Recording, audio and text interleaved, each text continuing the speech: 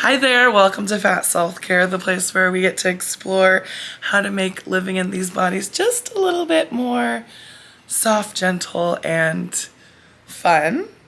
And so today we're going a little deeper than we've been going. We're going to talk about the inner critic and how to kind of navigate those voices of judgment in our head and how to navigate when we're out in the world and how we kind of remind ourselves of our own innate value and not let other people's stuff sort of color or taint the way that we see ourselves.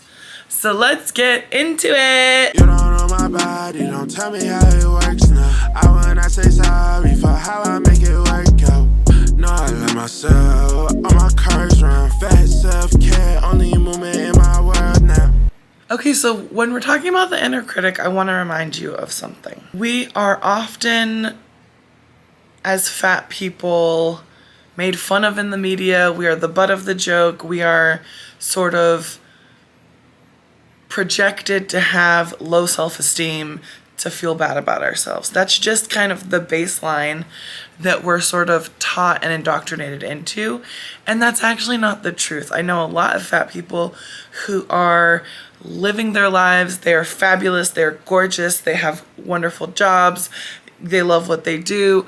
They have huge communities and loving partners and all of the things that sort of society says that you don't get to have when you're fat. And so I think it's important to remember that weight stigma is a lot of the reason that we believe people are thinking negatively about our bodies, because sometimes they are, a lot of times they are, but it is because of the way in which fatness is presented as a pathology. When people say, I'm going to use the O word, obesity is a condition rather than just a fat person in a fat body existing. Because when we pathologize things like fatness, then we sort of create a world in which fat people don't exist, and that's just not the case. Right? So I just wanted to give you a baseline before we get into anything else, that if you have a belief that your body is a problem, that you are not a gorgeous, gorgeous angel because you exist and are here on the planet, if you walk through the world thinking that there is something less valuable about you than someone who is in a smaller body, that's not your fault. But it's not true either. So I just want to start by reminding you that every single person is valuable on this planet because they exist. And they didn't have to do anything to get that. And that most people who are in thin bodies that are like forever thin, never weight fluctuating, they just have a body that is more comfortable in a smaller frame. And then there's people who have weight cycled their whole life. They're in super fat bodies. We wouldn't know how their bodies would be if they weren't indoctrinated into diet culture. But fat people exist, and they have for thousands of years. And the idea that to be fat is to be diseased is wrong. So let's get into the self-talk. When I started doing this work, I remember Googling every day for a year how to love yourself, because everybody said if you love yourself, you'll be loved, you'll have more access to care, all these things, which, I think we create narratives for supporting people that can be damaging when we aren't thinking about the breadth of mental health, and that loving yourself is actually quite the process to get to, and it's not a state that you stay in. It's a place that you practice and you kind of waver in and out of. So if we're going by what people outside of ourselves say, it's this simple thing, you just love yourself, maybe you get a pedicure and it's all good, and it's a lot more complicated than that. So as I was Googling, what I realized was, A, everyone is talking about their own experience and what's worked for them. And B, no people have the same stories. We might have a sort of theme in our lives, especially fat people. I've worked with a lot of fat people. We, many of us have mothers who didn't sort of approve of our bodies, and we were intercepted on very early on, and maybe we started Weight Watchers and things like that can be very similar. But the way in which we internalize those messages, we realize that actually each of us digested those ideas in a certain way. Each of us had a different flavor of how we either rejected or succumbed to our caretakers' wishes and longings for our bodies. And there's just a lot of ways in which we may have been sort of walking the same path, but inside of us is a very different being. And so as you're even listening to me, take what feels right, leave the rest, and know that you are an individual in the way that you experience life, and that however you feel about it is real and valid, and nobody can take that from you or tell you what that was like. And so as we're walking through the world, I think remembering everyone is going through something we don't know about. Oftentimes when I am mistreated by others, it's because they have an extreme hatred or deep disgust within themselves that is so intolerable that they have to sort of bubble it up and put it on me. And so here's kind of what I tell myself when I walk through the world. If I see someone looking at me, I remember that I'm noticing them look at me and thinking about what they're thinking about me. While over there, they're noticing I'm looking at them looking at me, and they're thinking, what are they thinking about me looking at them looking at me, right? So we are all in our own little personal ego universe where we're the most important thing.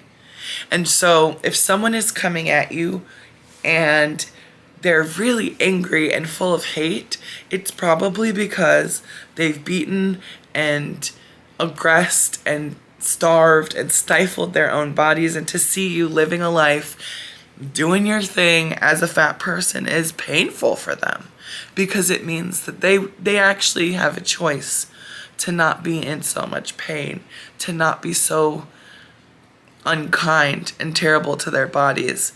And so it's almost triggering that grief of the way in which they've mistreated themselves, that they see me walking down the street and this visceral anger comes out.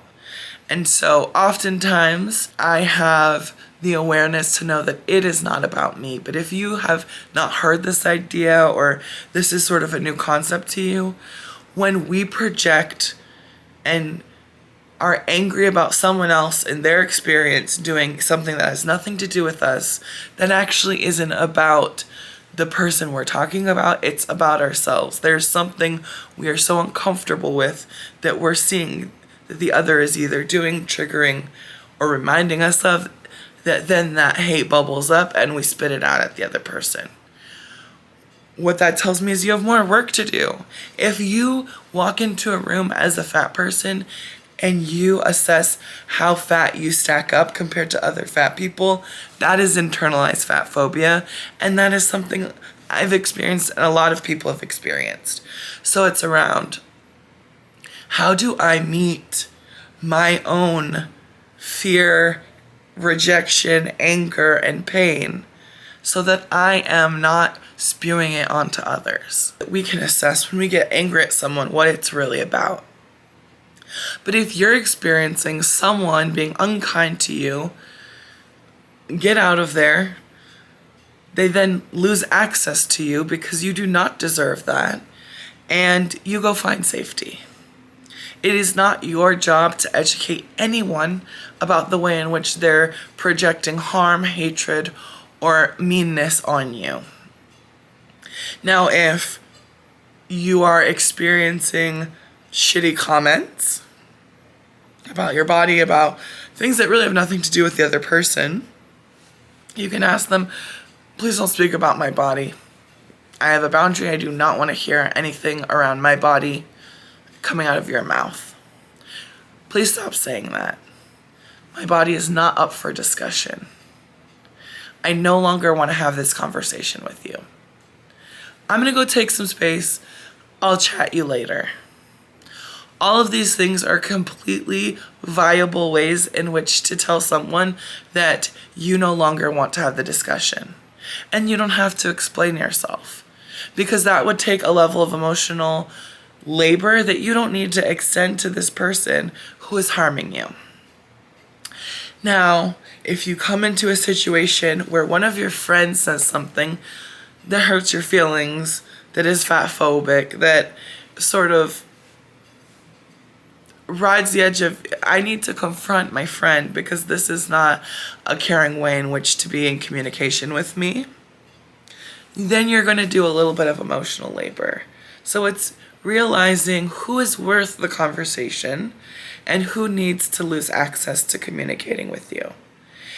And when they are your friend and you want to bring them in, I think it's important to remind them that you're sharing because you care about them and because you want to be in a relationship with them, and that the way in which they're speaking about your body, the food you're eating, their body or the food they're eating is actually hurting you or triggering something in your own healing, or it is something that I'm just not able to talk to you with, and I would like you to respect me to not say something about that, or to not comment on my body, or to not comment on my food. And there are resources you can share with them. sendfatselfcare.com, the website. You could say, go read about the harm that has been done to fat people and the way in which I want to be cared for. Or you can send them a video. You can send them a tool so that you're giving them space to let them know that you want to be in a relationship, that you care about what they have to say, but also giving them a tool so that they can do that work on their own, because it's actually not the job for fat people to educate people around how we are treated kindly and humanely, right? But it's also, we live in a world full of weight stigma, and so some people are coming to the realization, some people have never lived in a body that wasn't sort of socially acceptable and unconditionally welcomed into spaces. Some people have never had the experience of not being able to sit in a chair because all of the chairs in the lobby have arms, and how uncomfortable that is, and how othering that is, and how that feels like you're then the center of the discomfort of what's being watched, you know? So I think it's important that you share with your friends your feelings, that you advocate for yourself, or have tools where they can learn about it and then you can have a discussion after. But know that you actually don't have to allow someone to verbally harm you because they don't know how to speak to someone who is living in a fat body, and that you can decide to leave, that you can give them less access to you or no access to you, or you can have a conversation. And that as you're walking through the world, if you're seeing people give you weird faces, remember that those people are just as worried about how they're being perceived by you as they are about how they're perceiving you. They're actually more concerned with how they're looking. And so if you can remember that we're all in our own little personal, it's like our personal universe, but it can be our own personal hell. And that if you can quiet down some of those voices that are saying you're not good enough, you're not worthy, you don't deserve to have all of the goodness in your life, that you can actually tell those voices to shut the fuck up. And you can say, you got to sit in the back of the car because I'm driving and you don't get to drive anymore. Things like that. You know, working with your therapist on the way you're talking to yourself and treating yourself like a sweet little child, because inside of each of us, there was once that sweet little child, and they're still in there begging for your care and begging to be well received by their community around them. So I hope that this helps you and gives you a frame for which to walk through the world, to know that your fat body is not a problem, and that your fat body is deserving of care and kindness and respect, and you don't have to do anything to deserve that. You just deserve that because you exist in this world. Okay, have a beautiful rest of your day, night, morning, whatever time you're watching this, and know that your body is not the problem and that you are allowed to rest and you're allowed to receive care and you don't have to do all the emotional labor when people are being unkind to you. Bye. You don't know my body, don't tell me how it works now. I will not say sorry for how I make it work